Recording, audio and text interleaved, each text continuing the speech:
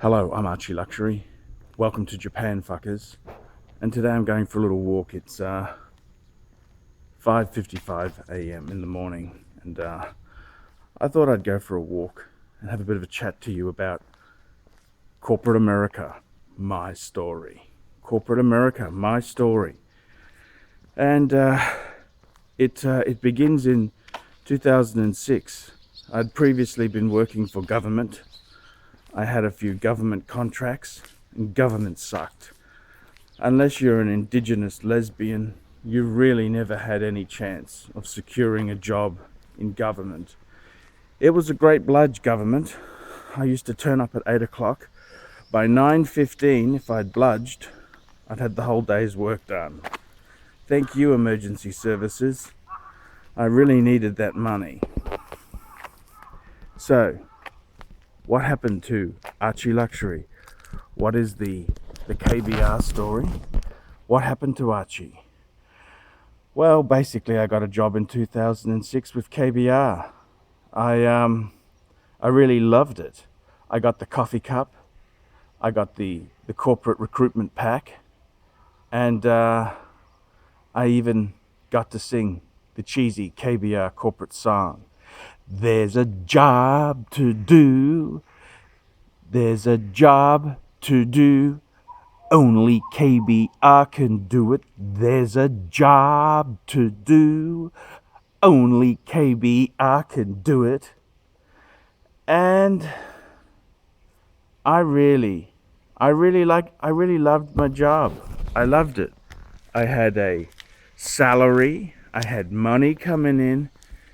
It was all cool. Everything was fantastic. And it was brilliant. I loved it. I loved work. I was making some coin. I was paying the bills. I got my mortgage with my new wife, the Japanese wife. We had a family. I got a Honda Accord. Brand new Honda Accord after that stupid Italian car had fucking shit itself. And things were good. I worked at KBR 3.5, 4 years, from 2006 to late 2009. And I loved it. I absolutely loved it. They made me the IT guy, the lead. That was their KBR term. Instead of manager, you'd say you're a lead. I'm a lead. Lead IT guy on the huge government infrastructure project, the SRWP, fuckers. And it was enjoyable. I really loved it.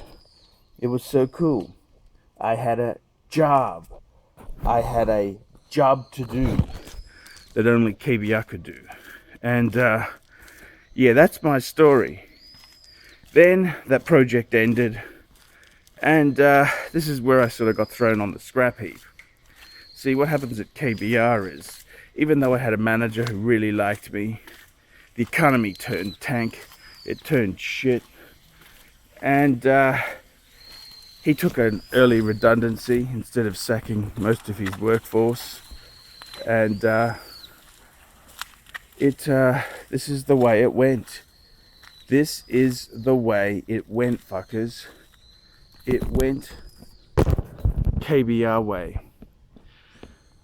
And I remember before my contract ended, they had a position available, but I couldn't get that job because KBR only thinks about KBR.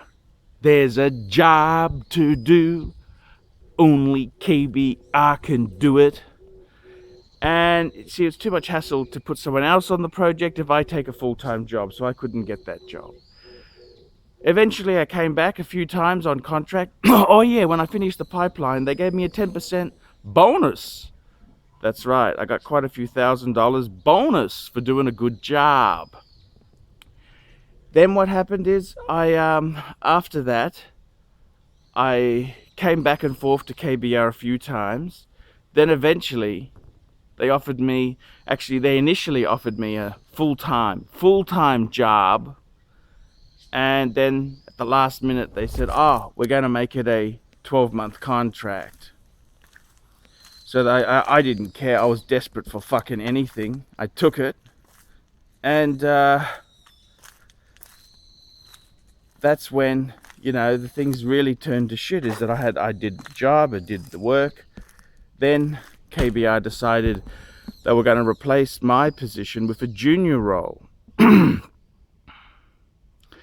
And guess what, fuckers? Guess what? I said to them, do I apply or not apply? And they said, oh, it's too... Anyhow, my manager fucking lied to me. I would never forgive her for what she did to me. She really fucking lied to me. And that's why I had this corporate hatred of KBR and the corporate world in America. She lied to me. I said to her, should I apply for it or not apply for it? She said, oh yeah, of course apply for it. Of course, of course, of course. We'd love to have your talent in our pool. Fucking corporate masturbation. I applied for it. They fired me on the spot. I went to a job interview wearing a suit and a tie, and I left with escorted to my desk and left with a pile of shit. And that was it. Corporate America. Nasty fuckers. And I was so conned into corporate America.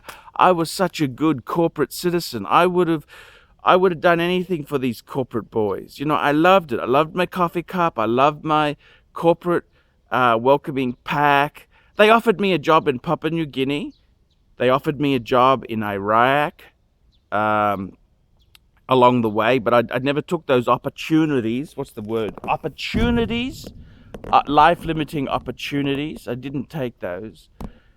And KBR itself there, well, I suppose I'm unemployable now because of the YouTube fame. No corporate will touch me with a barge pole. I'm completely unemployable. And partly because my family said, oh, don't use your real name. That made me use my real name. So now as soon as you Google search ArchieLuxury or Paul Pluta, I'm plastered all over the fucking internet. And hey, fame and fortune, fuckers. And see, you guys thought it was all fantastic. No, it's not. It's not. So that's the corporate story, the KBR corporate story. And they spat my boss out. He was a great boss, Barry. A little bit conservative, but he was a pretty good boss. Good boss man. So that's what happened to my KBR story. Corporate America shafted me big time. I love those boys. I loved corporate America. And basically the work dried up, and instead of looking after me, they escorted me to my desk, and they treated me like a villain. Look, you corporate fuckers at KBR, you cunts are the villain, not me. And I tell you what, I'm fucking nothing more dangerous than a fucking guy who loved you and cared for you and nurtured you than one who's turned against you, you bastards, you fuckers.